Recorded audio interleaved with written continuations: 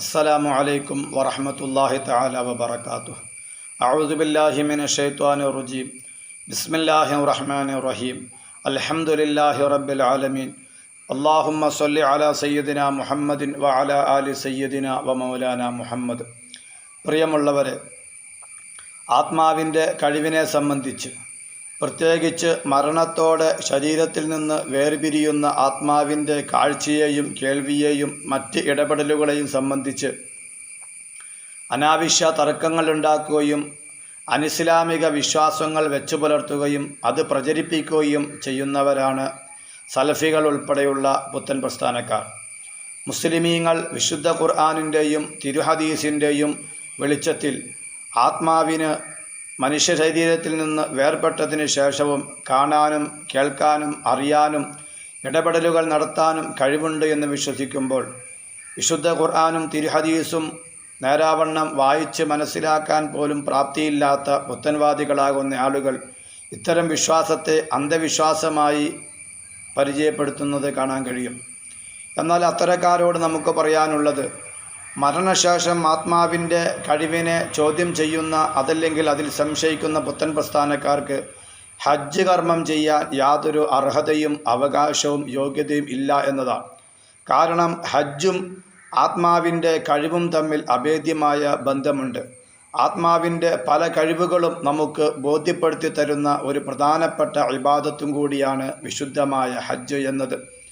ആത്മാവിനെ സംബന്ധിച്ചിടത്തോളം ഒരു കാര്യം കേൾക്കണമെങ്കിലും ആ കാര്യം കേട്ട് മനസ്സിലാക്കി അതിന് മറുപടി കൊടുക്കണമെങ്കിലും ശരീരത്തിൻ്റെ ആവശ്യം ഇല്ല എന്നതാണ് ഇസ്ലാമിക അധ്യാപനം. വിശുദ്ധ ഖുർആൻ സൂറത്തുൽ അറാഫിൻ്റെ 172 ആയത്തിൽ വഇദ അഖദ റബ്ബുക മിൻ ബനി ആദമ എന്ന ആയത്തിൽ അല്ലാഹു തആല ഒരു സംഭവം പറയുന്നുണ്ട്. ആദം നബി അലൈഹി സ്വലാത്തു വസ്സലാമിൽ നിന്ന് അല്ലാഹു തആല ആത്മാക്കളെ പുറപ്പെടുവിച്ചിട്ട് അലസ്തു ബി റബ്ബിക്കും, ഞാൻ നിങ്ങളുടെ രക്ഷിതാവല്ലയോ എന്ന ഒരു ചോദ്യം അവരോട് ഉന്നയിക്കുകയുണ്ടായി. ആ സമയത്ത് അവർ ബലാ ഷഹിദന എന്ന് മറുപടി പറഞ്ഞതും വിശുദ്ധ ഖുർആനിൽ കാണാം. ഇവിടെ അല്ലാഹു തആല ആത്മാവിനോട് ചോദിക്കുമ്പോഴും ആത്മാവ് അല്ലാഹുവിന് മറുപടി നൽകുമ്പോഴും ശാരീരികമായ ഒരു അവസ്ഥയിലോ ശരീരത്തിൻ്റെ അവയവങ്ങൾ ഉള്ള അവസ്ഥയിലോ അല്ല ആത്മാക്കളുള്ളത്. ഈ സംഭവത്തിൽ നിന്ന് തന്നെ ആത്മാവിനൊരു കാര്യം കേൾക്കാൻ കാതിൻ്റെയും മറുപടി പറയാൻ ശരീരത്തിൻ്റെ മറ്റ് അവയവങ്ങളുടെയും ആവശ്യം ഇല്ല എന്ന് കൃത്യമായി ഏതൊരാൾക്കും മനസ്സിലാവുന്നതാണ്. മാത്രമല്ല, ഒരു വിളി അതല്ലെങ്കിൽ ഒരു ശബ്ദം കേൾക്കാൻ ആത്മാവിന് ദൂരവും ഭാഷയും പ്രശ്നമല്ല എന്നും ഇസ്ലാം പഠിപ്പിക്കുന്നുണ്ട്.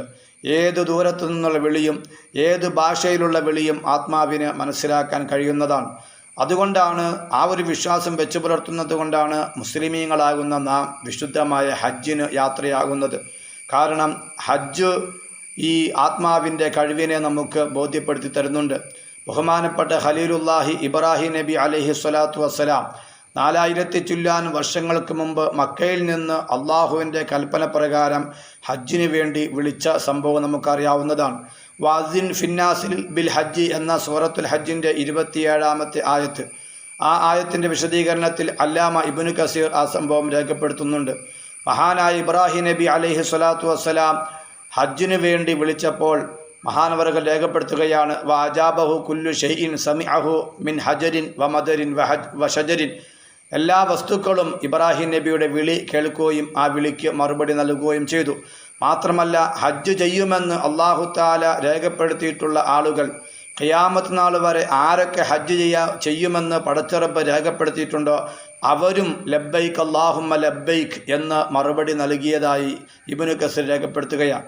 ഇവിടെ നാം ഒരു കാര്യം മനസ്സിലാക്കേണ്ടത്, മഹാനായ ഇബ്രാഹിം നബി അലൈഹി സ്വലാത്തു വസ്സലാം മക്കയിൽ നിന്ന് 4000 ചില്ലാൻ വർഷങ്ങൾക്ക് മുമ്പ് ഈ വിളി നടത്തുമ്പോൾ 2024 ആകുന്ന ഈ വർഷം ഹജ്ജിന് പോയിട്ടുള്ള ഒരാളും അന്ന് ഈ ഭൂമിയിൽ ജീവിച്ചിരിക്കുന്നില്ല.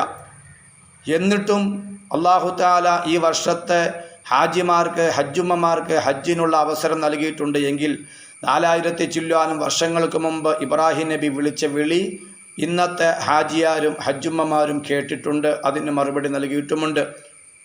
അവർ ഇബ്രാഹിം നബി ഭൂമിയിൽ നിന്നാണ് വിളിക്കുന്നത് എങ്കിൽ ഭൂമി ലോകത്ത് ഇല്ലാത്ത ആത്മീയമായ ലോകത്തായിരുന്നു ഈ 2024 ഹാജിമാരും ഹജ്ജുമ്മമാരും.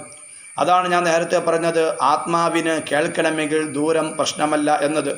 എത്ര വിദൂര ദിക്കിൽ നിന്നും വിളി വന്നാലും ആത്മാവിനത് കേൾക്കാൻ കഴിയും. അതേപോലെ ഭാഷയും പ്രശ്നമല്ല. കേരളത്തിൽ നിന്ന് 2024 ഹജ്ജിന് പോയിട്ടുള്ള മലയാളികളാണ് ഇബ്രാഹിം നബിയുടെ വിളിക്ക് ഉത്തരം നൽകിയത്. ഇബ്രാഹിം നബി മലയാളത്തിലല്ല വിളിച്ചത്, ഇബ്രാഹിം നബി മലയാളിയുമല്ല. ഇബ്രാഹിം നബി അദ്ദേഹത്തിൻ്റെ ഭാഷയിൽ വിളിച്ചപ്പോൾ മലയാളിയുടെ ആത്മാവിനത് കേൾക്കാനും മനസ്സിലാക്കാനും മറുപടി കൊടുക്കാനും കഴിഞ്ഞിട്ടുണ്ട് എങ്കിൽ പ്രിയപ്പെട്ടവരെ, നാം മനസ്സിലാക്കേണ്ടത് ആത്മാവിൻ്റെ കഴിവ് അത് നാം ഊഹിക്കുന്നതിനും അപ്പുറത്താണ്. എത്ര വിദൂര ദിക്കിൽ നിന്നും ആത്മാവിന് കേൾക്കാൻ കഴിയും. ഏത് ഭാഷയിൽ വിളിച്ചാലും ആത്മാവിന് മനസ്സിലാക്കാനും അതിന് മറുപടി കൊടുക്കാനും കഴിയും.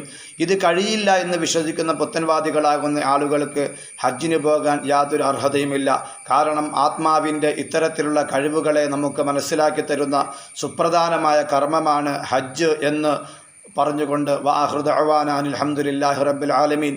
അസ്സലാമു അലൈക്കും വറഹ്മത്തുള്ളാഹി വബറകാതുഹു.